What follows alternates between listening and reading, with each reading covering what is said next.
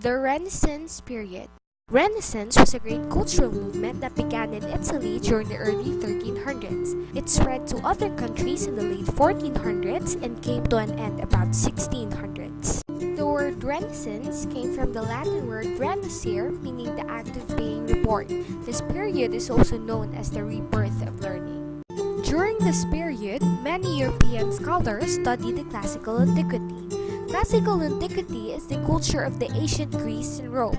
They studied their culture and made it a model because they believed that the civilization of ancient Greece and Rome had excelled in such subjects. The outstanding contribution of the Renaissance is the invention of the printing press by Johannes Gutenberg that enabled the fast flow of information and led to the spread of new ideas. Another movement that happened during the Renaissance is the Humanism. Humanism was the most significant intellectual movement of the Renaissance. It blended concern for the history and actions of human beings with religious concerns. There are two types of humanism, the Italian humanism and the Northern humanism.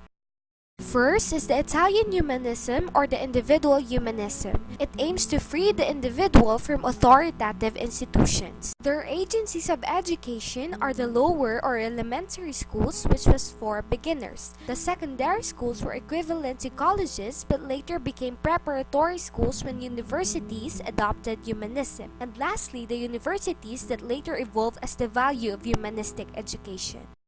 The scholars or students during this period studied about the Greek and Roman classics, varied human interest, the world of nature, manners, and many other more. Their methods of instruction was less on lecture and more on writing and reading books. They had an emphasis for the development of self-expression and the power of thinking.